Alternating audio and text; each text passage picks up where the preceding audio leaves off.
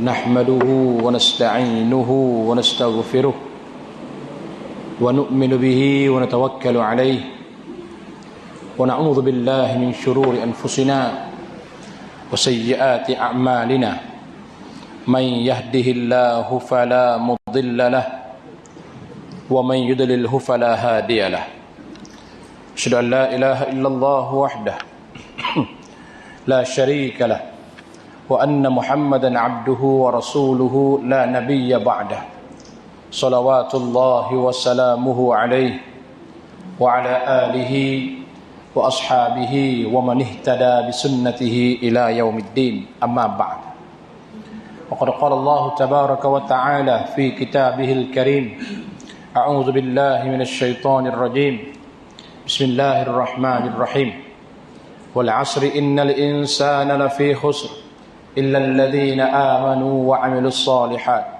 وتواصوا بالحق وتواصوا بالصبر. Bermaksud demi masa sesungguhnya manusia benar-benar berada dalam kerugian, melainkan mereka-mereka yang beriman dan beramal soleh serta berpesan-pesan akan kebenaran dan berpesan-pesan akan kesabaran. Surah Al-Asr ayat 1 hingga 3. Yang saya hormati jawatan kuasa surau, tuan-tuan imam, tuan Bilal, yang dikasihi muslimin, muslimat, hadirin hadirat yang dirahmati Allah sekalian. Assalamualaikum warahmatullahi wabarakatuh. Apa khabar tuan-tuan, sihat? Alhamdulillah. Pertama sekali kita merafakkan setinggi-tinggi kesyukuran kepada Allah Subhanahu wa taala atas limpahan kurnia dan nikmatnya masih diberi peluang kepada kita untuk terus berada dalam majlis ilmu, terus melakukan amal ibadat, kerana ini merupakan satu rezeki yang cukup besar. Sebab tu kita kena bersyukur kepada Allah. Kenapa tuan-tuan? Banyak rezeki-rezeki yang Allah berikan kepada kita. Kadang-kadang kita ni sedar akan rezeki terhadap perkara material saja, kan? Dapat material, kenaikan pangkat, perniagaannya bagus, kenaikan gaji, sebagainya, kita rasa itulah rezekinya. Tetapi kita lupa satu perkara di antara rezeki yang besar adalah apabila kita dapat melakukan amal ibadat. Ini besar. Jadi tuan-tuan dapat melakukan amal ibadat, dapat berjemaah, dapat duduk dalam majlis ilmu, ini merupakan sebesar-besar rezeki yang Allah Ta'ala kurniakan. Dia bukan beri kepada orang yang kuat, kerana kita di kalangan kita sekarang ada yang lemah, tak larat berjalan pun, mungkin ada yang gaut. Ada yang gaut tak? Ada yang gaut, ada yang nah. Bukan orang yang kuat. Di antara ada kat luar yang pun. Di antara kita Allah Ta'ala hadirkan orang-orang yang dipilih oleh dia. Bukan kerana kita ni kaya tuan-tuan. Sebab ada yang tak berapa kaya pun, ramai yang lagi kaya yang tak mampu datang. Begitu juga dengan keadaannya orang yang pergi ke Mekah, buat haji, buat umrah sebagainya, kan. Kita kata orang yang mampu ni adalah orang yang Allah mampukan dia. Bukan kata soal kaya atau miskin. Bila Allah pilih dia, orang itulah yang akan pergi. So begitu juga dengan kita dapat melakukan amal ibadat, khususnya sembahyang jemaah ni merupakan fadilat yang cukup-cukup besar. Dan di antara sunnah Nabi SAW yang agung, sunnah yang agung ni sembahyang berjemaah. Dan mukhlisin, alhamdulillah, saya datang tadi letak beg dekat belakang, masuk ke surau, masuk ke toilet, letak beg dekat belakang tadi, masuk ke toilet, nak masuk balik penuh tuan, main kat luar tadi. Alhamdulillah. Nak katakan tuan-tuan punya surau ni makmur, maknanya teruskan momentum begitulah. Harap-harap bukan sebab kuliah saya lah penuh, kan? Biasa begitu tak? Kalau kuliah ustaz lain mungkin lah. Maknanya kekalkan begitu. Sebab apa? Sebab solat berjemaah ni satu syariat yang cukup-cukup besar. Dan orang yang dapat buat adalah orang yang dipilih oleh Allah Ta'ala. That's why kita kena rasa bersyukur sangat-sangat. Lega rasa, ya Allah, Allah pilih aku datang. Mampu beri kesedaran. Allah gerakkan kaki kita, gerakkan tangan kita, naik motor, naik basikal, naik kereta, jalan kaki, sebagainya. Ini merupakan satu rezeki yang cukup besar. Jadi tuan-tuan yang dirahmati Allah Subhanahu wa taala sekalian, kesinambungan perbincangan kita daripada kitab Al-Azkar. Saya lihat dekat sini last ni bulan 1 tuan-tuan. Masya-Allah. Bulan 1 last. Ni dah bulan berapa dah? Bulan 7. Ini kuliah setahun 2 kali ke apa ni? Maklumlah tuan-tuan, kita pun sibuk kan. Saya pun sibuk, tuan-tuan pun mungkin ada yang stay kan. Jadi kekangan itu berlaku dalam masa keadaan yang tidak disengajakan. Ala kulli hal 6 bulan sekali pun tak ada masalah tuan. InsyaAllah harap bulan depan boleh teruskan kuliah kan. Tak ada tangguh lagi. Baik, dekat sini last 15 hari bulan 1. Mana dah bulan 7 dah. 6 bulan tuan dekat setahun. Mana setahun 2 kali kuliah kan. Cukup. Baik tuan-tuan, insyaAllah. Jadi kita perbincangan dalam kitab Al-Azkar ni berkaitan dengan zikir-zikir Nabi SAW. Zikir baginda yang mana kita nak amalkan dalam kehidupan kita terhadap zikir-zikir yang pernah diamalkan. Dalam kitab ni Imam An-Nawawi dia sebut daripada awal hari itu, masa mula-mula kita bincang kitab ni, dia kata dalam ni bukan semua hadis yang sahih. Ada hadis yang dhaif. Dhaif ni maknanya dhaif ringan lah. Dhaif tak sampai mungkar, tak sampai hadis tu tak boleh pakai, tak ada. Dhaif ringan yang mana masih boleh dipakai untuk kita beramal dengan zikir-zikir ni. Maknanya ada juga status hadis yang dhaif. Bukan kata hadis yang sahih belaka dalam ni. Ada yang dhaif juga. Tetapi dhaif pun boleh kita pakai untuk beramal dengan apa yang diamalkan oleh baginda sallallahu alaihi wasallam. Kenapa tuan-tuan? Manusia ni dia akan jatuh cinta, dia akan suka kepada seseorang tu dengan 3 perkara. Pertama sekali, kerana seseorang tersebut indah rupa bentuk dia. Kan, kalau laki-laki ni dia sangat tampan. Kalau perempuan dia sangat cantik. Kan? Maknanya dia tengok sekali cantiknya dia ni. Dia orang kata cinta pandang pertama kan. Tengok laki-laki tampan, tengok maknanya perempuan tengok laki-laki lah, bukan laki-laki tengok laki-laki. Lain. Itu penyakit lain. Perempuan tengok laki-laki, laki-laki tengok perempuan, dia cantik itu menyebabkan orang jatuh cinta. Pertama. Yang kedua, orang suka pada orang, jatuh cinta pada orang kerana dia ini baik pada dia. Kan, orang ni baik sangat pada kita, menyebabkan kita suka pada dia. Dia ni tak handsome mana pun, tapi tak cantik mana, kan? Tapi dia baik dengan kita.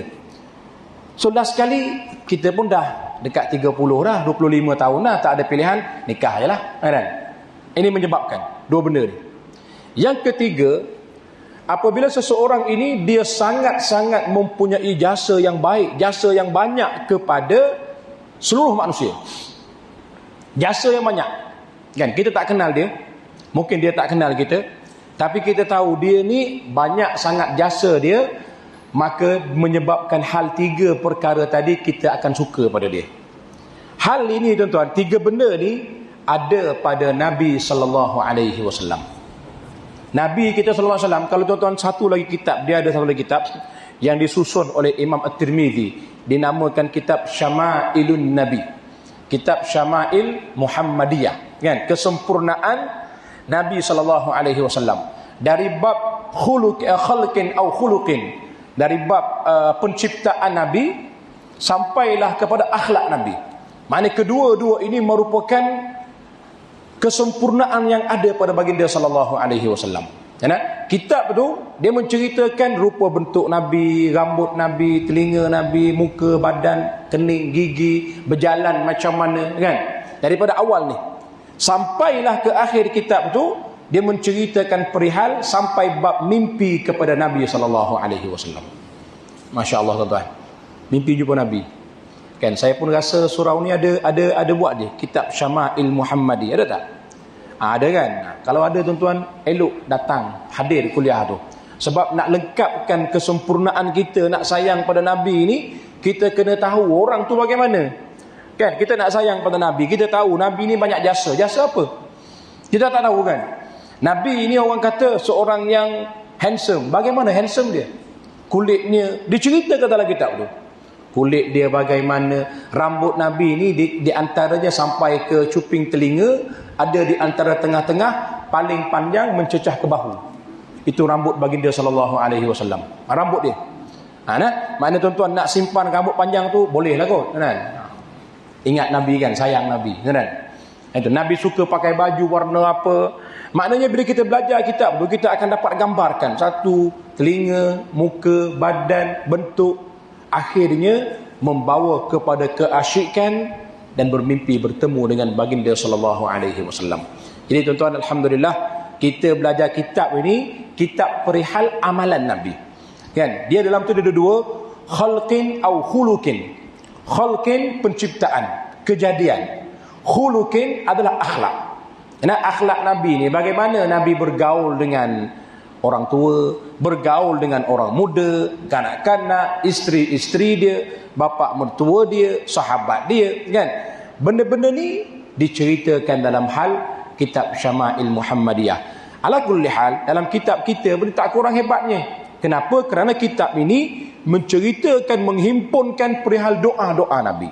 Nah, doa-doa Nabi sepanjang kehidupan Nabi, bermula daripada dia bangun tidur sampailah ke dia tidur semula. Ada doa-doa yang dibacakan ketika mana nak berjalan, nak pakai pakaian, nak makan, nak minum, nak bergaul dengan isteri-isteri dia, nak jadi imam, nak bergaul dengan sahabat, nak bercakap, nak berkhutbah. Semua ini direkodkan dan diajarkan untuk kita sebagai umat akhir zaman ini mendapat mempelajari sesuatu daripada baginda sallallahu alaihi wasallam. Jadi tuan-tuan dirahmati Allah Subhanahu wa taala sekalian, tidak ada lain kan antara sebab kita mempelajari kitab-kitab sebegini kerana mahu menyelusuri kehidupan kita seperti mana kehidupan baginda sallallahu alaihi wasallam. Kerana Allah Taala berfirman, laqad kana lakum fi rasulillahi uswatun hasanah. Sesungguhnya telah adalah bagi kamu pada diri Rasul sallallahu alaihi wasallam uswatun hasanah, contoh tauladan yang baik. Dekat situ contoh tauladan ni dekat mana tuan-tuan? Dekat kedua-duanya. Maknanya dari segi penampilan Nabi, keterampilan Nabi dan juga akhlak-akhlak Nabi. Kalau kita kata kejadian kita tak boleh ubah. Kan? Kita lahir sebagai orang Jawa, takkan nak ubah orang Arab? Tak boleh tuan-tuan. Kan? Lahir sebagai orang Bugis, ada orang Bugis? Tak ada. Nak ubah sebagai orang Arab? Tak boleh. Tapi keterampilan kita boleh. Pakaian kita, bagaimana nak pakai cara Nabi SAW. Yang lebih besar lagi adalah khuluqin, iaitu akhlak kita. Sebab tu agama ni bila diturunkan oleh Allah Subhanahu wa taala, kesempurnaan agama ni bukan hanya untuk orang Arab. Walaupun Nabi diutuskan untuk orang Arab, kan? Tapi kesempurnaan ini bukan untuk orang Arab saja. Malah satu dunia sesuai mengamalkan ajaran agama Islam. Ini yang kita nak ajar, nak belajar ni. Sebab dalam bab-bab doa-doa ni kita akan dapat faham manakah sunnah-sunnah yang disyariatkan dan manakah sunnah yang bukan disyariatkan. Misalnya kita kata Nabi datang, kan, Nabi pun makan. Nabi makan, manusia sebagai manusia dia makan. Maka ketika itu orang-orang Quraisy, orang-orang kafir Quraisy juga makan. Betul tak? Orang ni pun makan, orang ni pun makan. Dan sebagai orang Arab, mereka makan makanan yang sama. Nabi pun pakaian, orang Arab pun pakaian. Nabi pakai pakaian orang Arab sama dengan orang Quraisy, orang kafir Quraisy, pakaian yang sama sebab mereka bangsa yang sama. Jadi Nabi datang bukan untuk ajar apa yang hendak dipakai ataupun apa yang hendak dimakan. Tapi Nabi ajar bagaimana cara nak makan.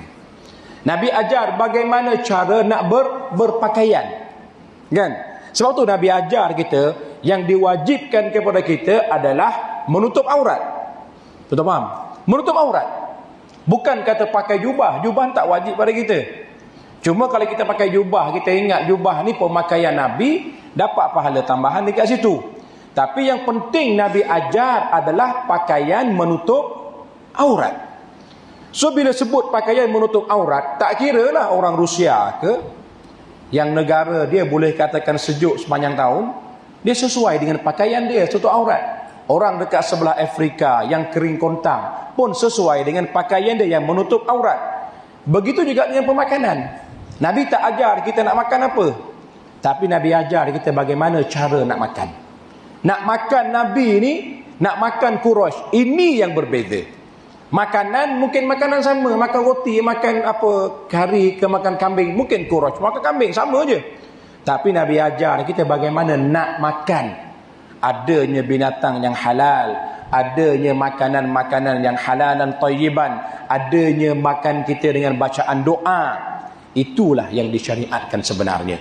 Jadi apa yang nak dimakan tak ada masalah, asalkan benda tersebut menjadi benda yang halal, kan? Benda yang halal, benda yang baik untuk kita makan.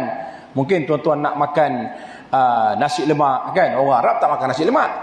Pergi haji baru-baru ni, baru haji baru 3 hari pergi haji cari nasi lemak, tuan-tuan. 3 hari kat Mekah. Oh, nasi lemak Ustaz. Dan nasi hari-hari dengan telur rebus dengan apa? Keropok kuning merah hijau tu kan. Ada keropok tu. Dengan sambal. Dia 3 hari Ustaz cari nasi lemak Ustaz, tak tahan dah. Teh tarik dah ada cari kan. Baru 3 hari tu kan.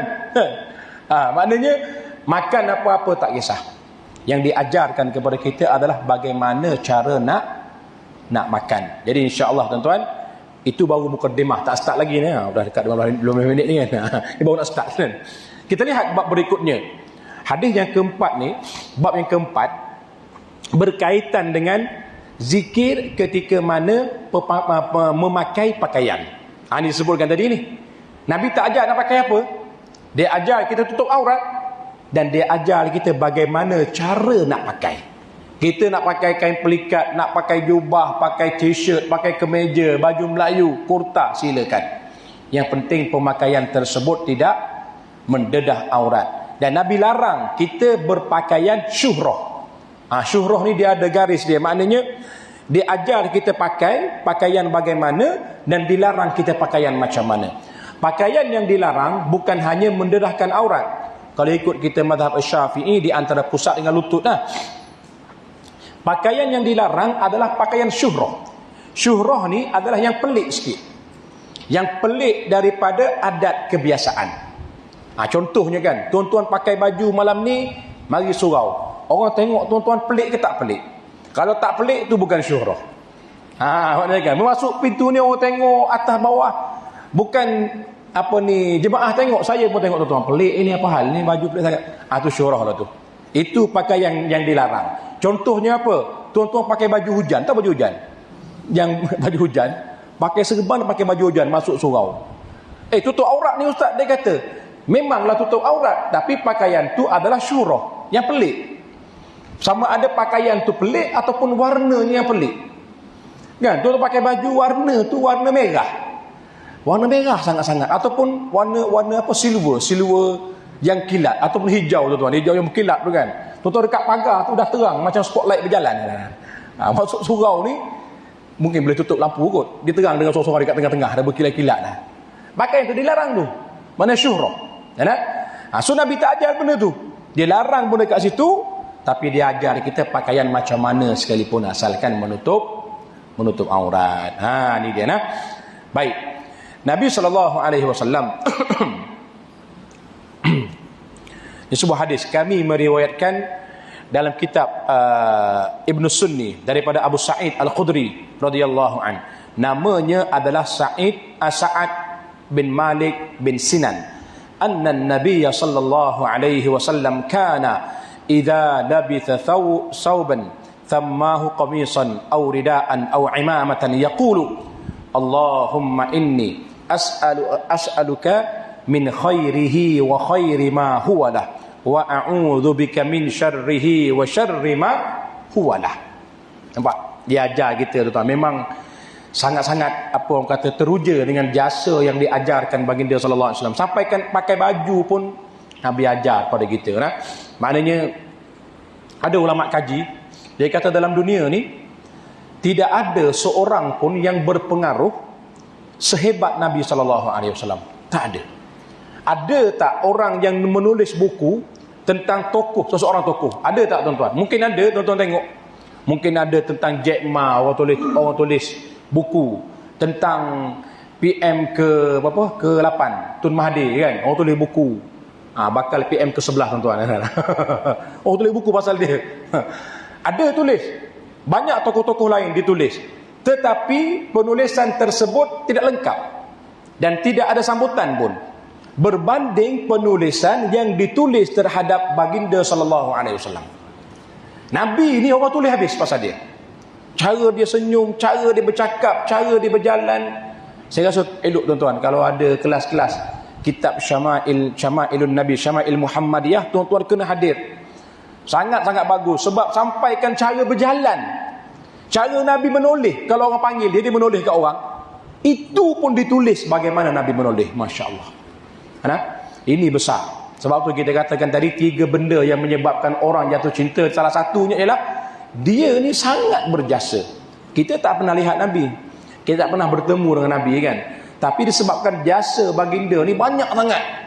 Mungkin kita tahu, mungkin kita tak tahu benda tu kan.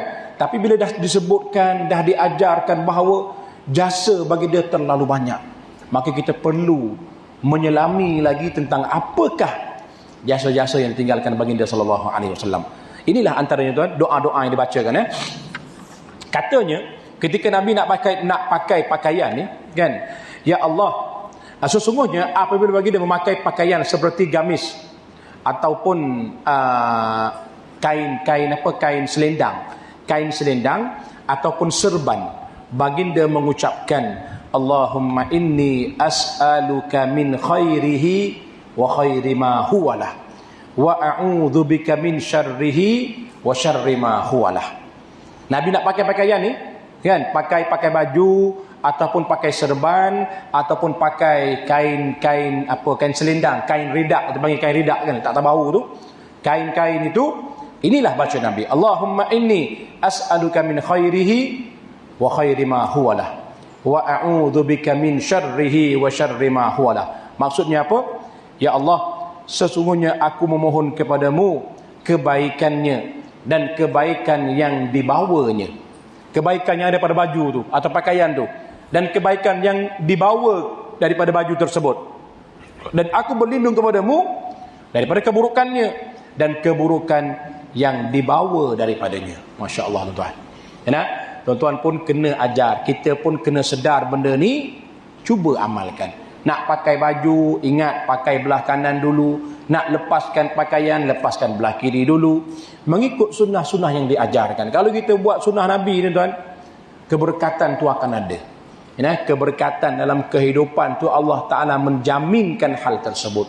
Sebab tu penting. Bukan hanya ajar-ajar untuk anak-anak baca doa makan. Bukan kan? Kita pun kena baca, kita pun kena amalkan. Berikutnya yang tadi 45, hadis 45 ni 46. Telah pula kami riwayatkan dalam kitab Ibnu Sunni daripada Muaz bin Anas radhiyallahu an, anna Nabi sallallahu alaihi wasallam qala, man labitha thawban faqala alhamdulillahilladzi kasani hadha ath-thawba wa razaqanihi min ghairi haulin minni wala quwwatin ghafarallahu lahu ma taqaddama min dhanbi. Bahwasanya Rasulullah sallallahu alaihi wasallam bersabda, sesiapa yang memakai pakaian kemudian dia mengucapkan doa, alhamdulillahilladzi kasani hadha thawb wa razaqani min ghairi haulin minni wala quwwah. Maksudnya segala puji bagi Allah yang telah memakaikan kepada aku pakaian ini dan menjadikannya sebagai rezeki untuk aku, tanpa daya dan upaya dan kekuatan dariku. Kata Nabi, siapa yang baca doa ni, nascaya Allah akan ampunkan dosa-dosanya yang telah lalu. Masya Allah tuan. Dengan pakai baju je, pakai baju, pakai kain, pakai seluar, kita mengingatkan bahawa benda ni kehidupan ni semuanya adalah kembali kepada Allah Subhanahu wa taala belaka. Sebab tu satu hadis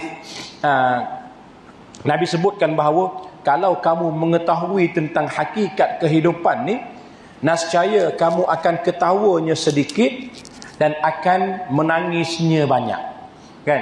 Kenapa tuan-tuan? Kerana apa yang dilihatkan baginda sallallahu alaihi wasallam terhadap siksaan bagi orang-orang yang melakukan kesalahan ni, menyebabkan dia terfikir bagaimana umat-umat dia yang akhir zaman ni. Bila baginda melihat tentang nikmat syurga yang disediakan oleh Allah Ta'ala bagi orang yang melakukan kebaikan, dia pun terfikir bagaimana nak memasukkan umatnya keseluruhan ke syurga. Sebab tu Nabi sebutkan sahabat, Nabi pesan pada sahabat, kalau kamu tahu hakikat ini, nascaya kamu akan menangis lebih banyak berdiam lebih banyak daripada kamu ketawa dan berbual kosong. Ini tuan, ni Nabi sebutkan ni, maknanya nak pakai baju pun ingatkan kita kepada Allah Subhanahu Wa Taala.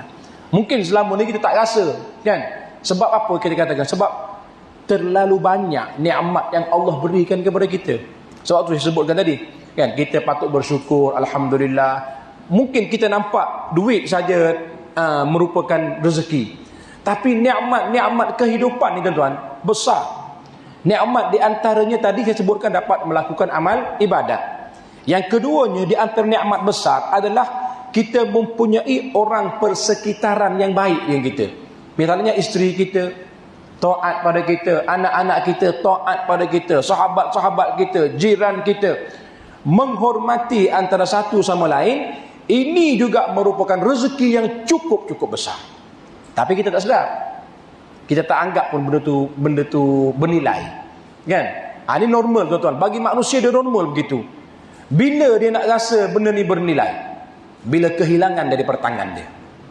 Isteri dia telah meninggal. Isteri dia mungkin berpisah dengan isteri dia. Anak-anaknya telah besar, masuk ke universiti, rumah dah kosong.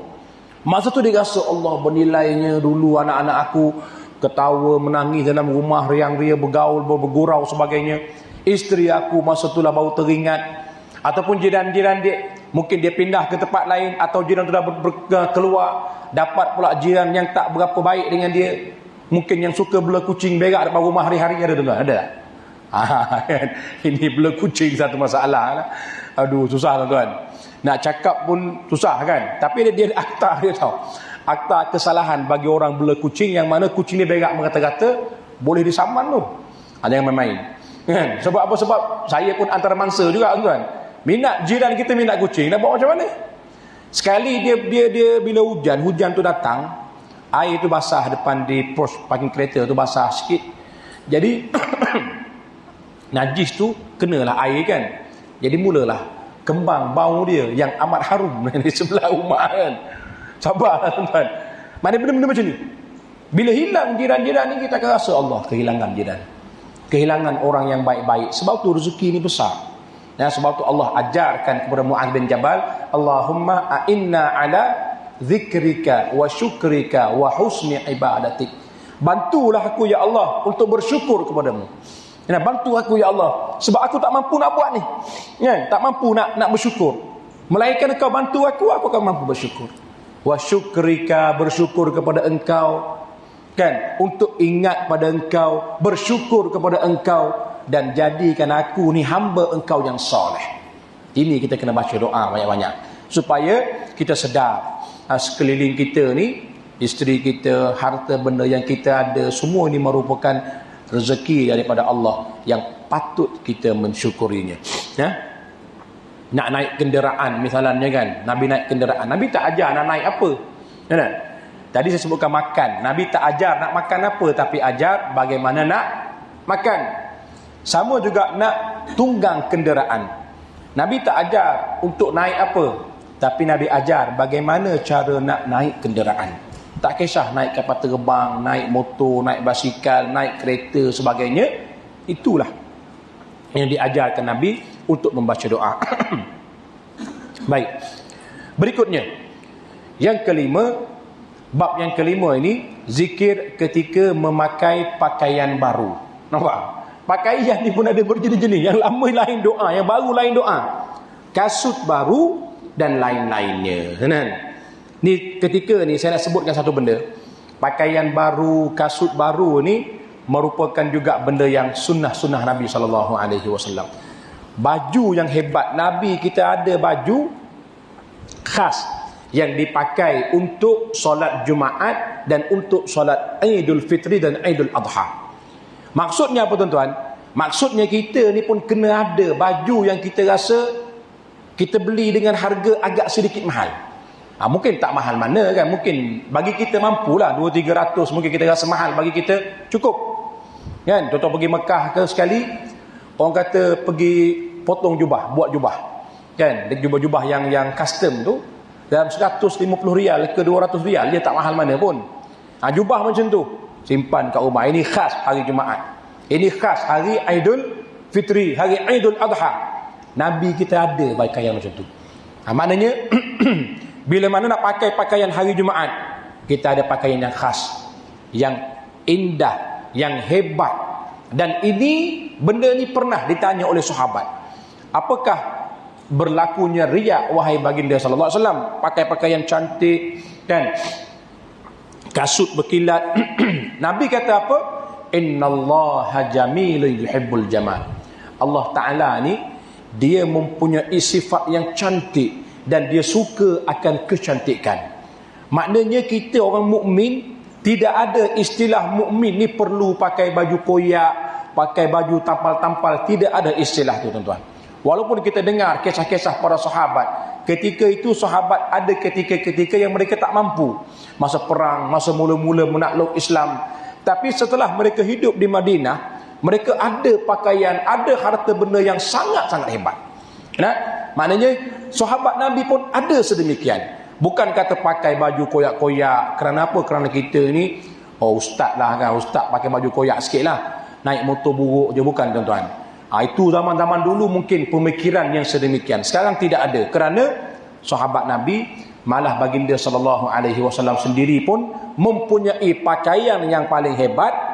Dan juga kenderaan tunggangan, kuda Nabi, unta Nabi. Ini antara unta dan kuda yang terhebat ketika itu. Nampak? Mana masa tu antara terhebat. Pedang Nabi, pedang Sayyidina Ali, pedang Abu Bakar. Ini semua benda-benda hebat. Bukan pedang yang cokia-cokia, bukan. Tapi pedang yang hebat. Nak katakan senjata pun hebat. Hebat pada zaman dia lah kan. Pada zaman dia lah. Maknanya kita sekarang pun hebat zaman kita. Mana kita mampu, silakan. Dan sebab apa? Sebab kita tak nak nampak orang-orang Islam ni terlalu mentaliti dia lemah, buruk, ataupun ke belakang, ataupun mundur. Tak. Kita beragama Islam, dalam masa yang sama keduniaan kita tak tinggal. Maka benda ni bukan menjadi riak. Kata Nabi SAW, innallaha jamil yuhibbul jamal. Allah Ta'ala ni cantik dan suka akan kecantikan. Kan? Maknanya itu bukan riak. Baik, berikutnya yang kelima ini berkaitan dengan pemakaian baru, pakaian-pakaian baru, kasut baru dan yang lainnya. Disunatkan ketika memakainya untuk membaca seperti sebelumnya. Maknanya seperti sebelumnya. Tapi ada lain sedikitnya. Artinya Rasulullah sallallahu alaihi wasallam apabila memakai pakaian baru seperti serban, baju ataupun kain rida, baginda membaca Allahumma lakal hamdu anta kasautanihi as'aluka khairahu wa khaira ma suni'a lahu wa a'udzu bika min syarrihi wa syarri ma suni'a lahu. Lebih kurang maksud dengan doa yang pertama tadi kan. Minta ya Allah, aku minta kebaikan daripada pakaian ini dan juga yang dibawa bersama kebaikan pakaian ini. Dan aku berlindung daripada keburukan pakaian ini dan juga keburukan daripada yang dibawa oleh pakaian ini. Lebih kurang doa ni juga, tapi dia lain sedikit ayat. Maksudnya, ya Allah, bagimu segala kepujian, engkau memberi aku pakaian ini. Alhamdulillah anta kasautanihi, pakaian ini kau berikan kepada aku. Aku bermohon kepadamu kebaikannya dan kebaikan untuk apa yang dibuat, dan aku berlindung kepadamu daripada keburukannya dan keburukan apa yang dia buat benda tersebut. Ini doa Nabi ketika berpakaian baru. Jadi tuan-tuan, kalau kata doa ni susah nak baca dalam bahasa Arab, boleh baca bahasa Melayu pun. Tak ada masalah. Boleh baca dalam bahasa Melayu. Mulai besok nak pakai pakaian baru kan, pergi kerja, nak mulakan pakaian yang bagus, yang hebat kan, dengan pakaian yang gah kita tu, bacalah doa. Dan mudah-mudahan Allah Subhanahu wa taala memberkati ketika mana sepanjang kita pakai tersebut akan mendapat pahala daripada Allah Subhanahu wa taala. Hadis ini sahih, diriwayatkan oleh Abu Daud, Sulaiman bin al-Ashyad As-Sijistani, Abu Isa Muhammad bin Isa bin Surah At-Tirmidzi. Ini hadis yang berikutnya lah, hadis yang ke-48. Kami meriwayatkan di dalam Sunan At-Tirmidzi daripada Umar radhiyallahu an. Dia berkata, aku mendengar Rasulullah sallallahu alaihi wasallam bersabda, man labitha thawban jadidan faqala. Maksudnya sesiapa yang berpakaian baru. Lagi doa pakaian baru ni. Kan? Faqala alhamdulillahilladzi kasani ma uwari bihi aurati wa atajammalu bihi fi hayati. Summa amara ila thawbil ladzi akhlaqa wa tasaddaqa bihi kana fi hifdzillah wa fi kanafillah azza wa jal wa fi satrillah hayyan wa mayyitan. Sesiapa yang memakai pakaian baru dan dia membaca doa ni. Doa mana? Alhamdulillahilladzi kasani ma uwari bihi aurati wa atajammalu bihi fi hayati. Maksudnya, segala puji bagi Allah yang telah memberikan aku pakaian yang dengannya aku menutup auratku dan berhias dalam hidupku. Nampak tak? Berhias dan pakaian. Maksudnya apa kat sini? Maksudnya perhiasan tu bukannya dilarang dalam agama kita. Siapa kata perhiasan dilarang? Tak dilarang pun tuan-tuan. Perhiasan ni boleh. Tetapi jangan melampaui batas, itu je. Jangan melampaui batas dan jangan ada dalam jiwa kita batarul haqqi wa ghamtun nas. Menolak kebenaran dan memandang remeh pada manusia yang lain. Jangan ada hak ni, dua ni cukuplah tuan-tuan. Contoh nak pakai kereta Ferrari ke, nak pakai apa pun silakan. Nak healing seorang-seorang sewa jet dekat mana, dekat Subang kan. Nak naik Ferrari, bawa duit berkepuk-kepuk dalam beg pun silakan. Jangan ada dua ni je. Kan? Menolak kebenaran dan juga jangan pandang rendah pada orang lain. Cukup. Ini yang diajarkan baginda SAW. Kalau kita lihat dekat sini, banyak pun tentang pakaian-pakaian baru, menunjukkan bahawa sahabat Nabi ni banyak pakaian baru kan. Bukan pakaian buruk-buruk je ada, baru pun ada. Dan menjadi perhiasan. Ini disebutkan wa atajammalu bihi fi dan menjadi perhiasan dalam kehidupan aku. Ini doa tadi. Kemudian mengambil pakaiannya yang lama dan sedekahkannya. Ini pun sunnah yang besar.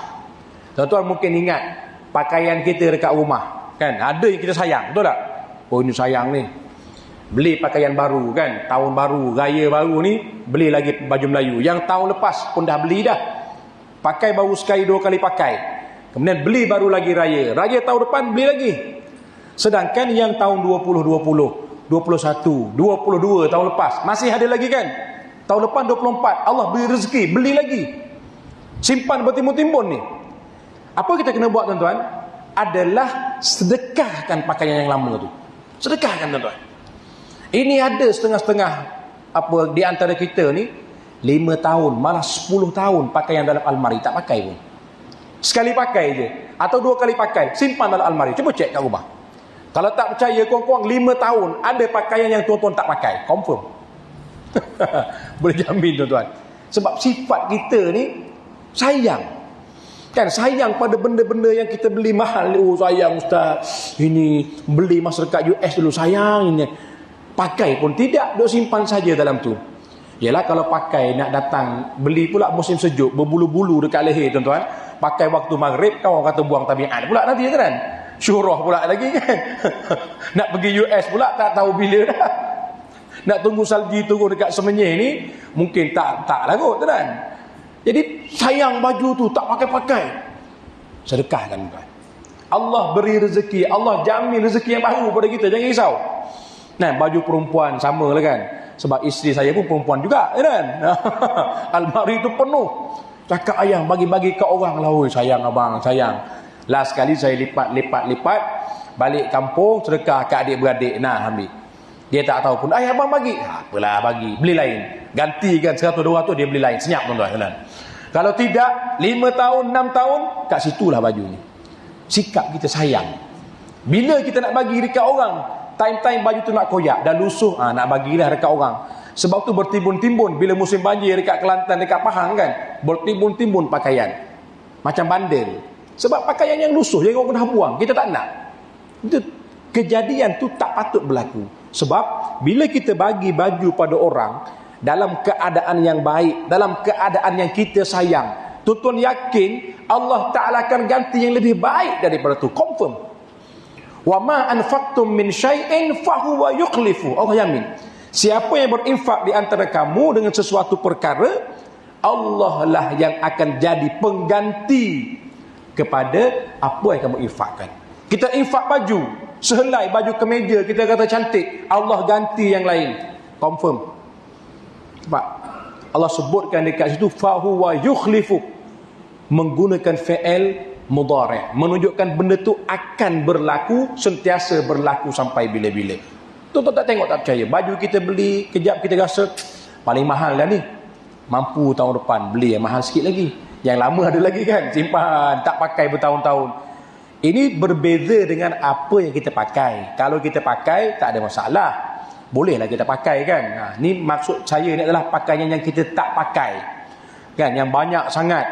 Mungkin uniform ada uniform anggota polis tuan kita ada, bagi seorang, bagi imam pakai anggota polis, bagi jadi imam pakai baju kan.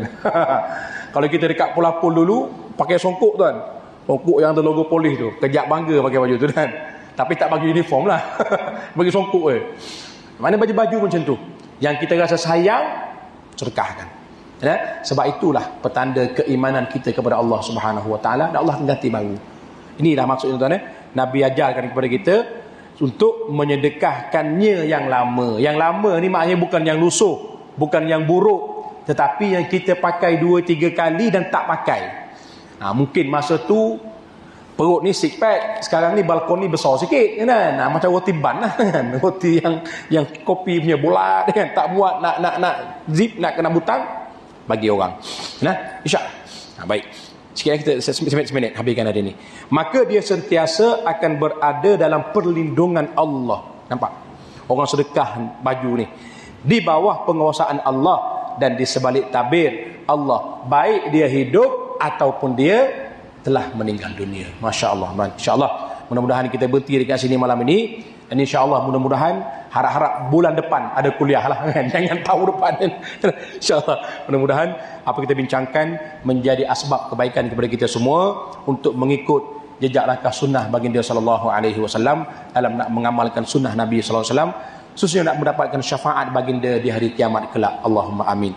Aqulu qawli hadza wa astaghfirullahal azim li wa lakum wa barakallahu fikum. Wassalamu alaikum warahmatullahi wabarakatuh.